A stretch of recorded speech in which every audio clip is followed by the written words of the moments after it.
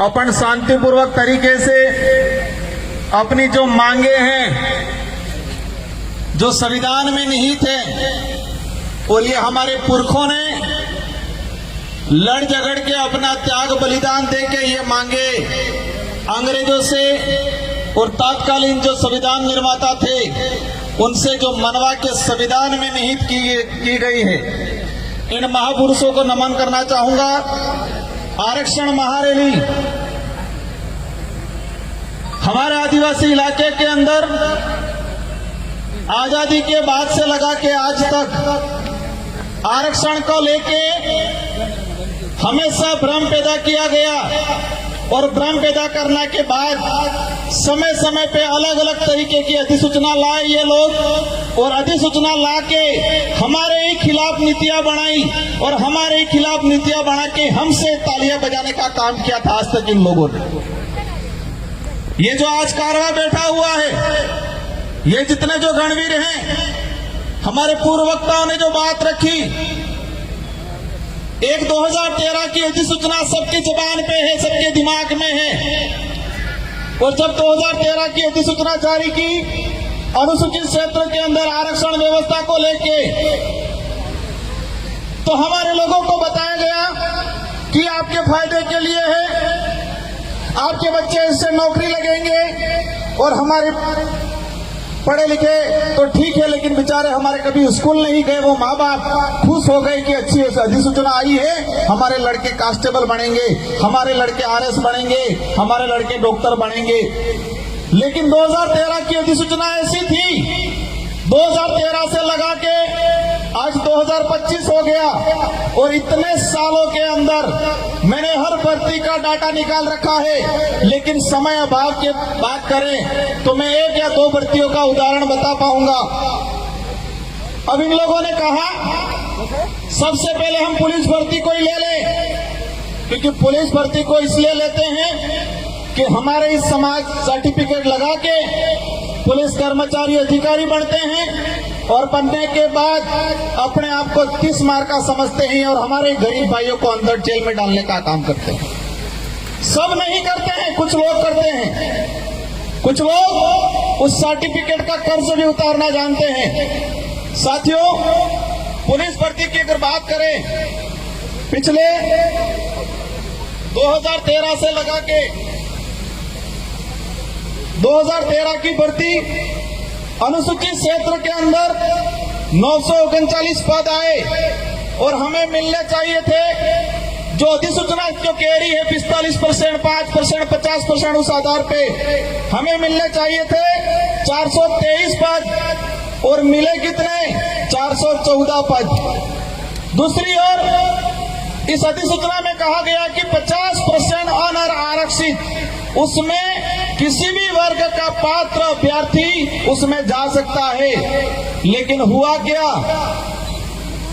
2013 की भर्ती के अंदर 50% के हिसाब से जो अनारक्षित पद 470 पद आए अनुसूचित क्षेत्र में, और 470 में से हमारे एसटी के बच्चे जा पाए 8 बच्चे, और वही जब उनकी पदोन्नति हुई, जो एसटी के और एससी के बच्चे ओपन कैटेगरी में गए थे, एसटी के गए थे 8 और एससी के गए थे 5, लेकिन इनका कांस्टेबल से हेड कांस्टेबल में पदोन्नति हुई। तो जब पदोन्नति हुई तो उनकी पदोन्नति उस सामान्य कोटे से ना होकर एसटी कोटे के अंदर ही की गई। वही कहानी 2016, 2018, और इन तीनों भर्तियों की अगर डाटा बात करें तो कुल पद आए थे 2312, और 2312 में से हमारे भाई लगे 828, और जो 75% आदिवासी बाहुल्य क्षेत्र है और वहां पर 828, और बाकी जो 50% अनारक्षित की बात करें उसमें 1359 बच्चे दूसरे लगे। एक बाप के अगर 4 बच्चे हो और 4 बच्चे में किसी एक बच्चे के साथ अन्याय होता है तो उसका भी अधिकार बनता है कि मेरे साथ अन्याय क्यों हुआ। यहाँ तो शेड्यूल एरिया है, 5वीं अनुसूचित संवैधानिक प्रावधान है 244(1) के तहत, उसमें यहाँ पर विशेष अधिकार हमको दिया गया है और उल्टा हमारे ही साथ अन्याय किया गया। इसी तरह वन विभाग की भर्ती हो, पटवारी की भर्ती हो, शिक्षक भर्ती हो, इन सारी भर्तियों का निकाल के मैं डाटा लाया हूं, लेकिन समय अभाव में पूरा नहीं बता पाऊंगा। लेकिन ये बात जरूर बताऊंगा, वो 2013 की अधिसूचना के कारण हमारे आदिवासी भाइयों के लगभग 4 से 5 हजार नुकसान भर्तियां हुई। 4 से 5 हजार हमारे भाई नौकरी लगते। अब समझ लो, इतने भाई नौकरी लगते अलग अलग विभागों में। एक परिवार से एक आदमी नौकरी लगता है तो उसकी पूरी पीढ़ियां सुधर जाती है, पूरी पीढ़ियां सुधरती है। इतना बड़ा नुकसान हुआ और हमारे लोगों से तालियां बजा दी कि 2013 की अधिसूचना बाहर वालों को बंद कर दिया, आपको दिलाएंगे। इसलिए मैंने कहा था कि 2013 की अधिसूचना आदिवासी इलाके के लिए काला कानून है और ये काला कानून साबित हुआ। उसी वजह से हमारे 4 से 5 हजार परिवार आज भी जो कंपटीशन की एग्जाम की तैयारी कर रहे हैं, अभी आरक्षण की बात कर रहे हैं, करनी चाहिए, हम भी कहते हैं आप करो, लेकिन बात इस बात पे आती है कि जिन्होंने आरक्षण बेचने का काम किया, जिन्होंने 2013 की अधिसूचना लागू की, वही आज आरक्षण की बात करने आ रहे। आप सत्ता में चले गए, कहने लगे कि मैं विरोध में जाके काम नहीं कर सकता हूं तो मुझे जाना पड़ेगा। आप गए, कोई दिक्कत नहीं, आपको रैलियां और सभा करने की जरूरत नहीं है। अगर आपको दिलाना ही है वास्तविक, तो आप जाके सत्ता में हो, दिला दो, रैलियां करके हमारे बेरोजगार भाइयों को क्यों बेवकूफ बना दो। वर्गीकरण की बात आए,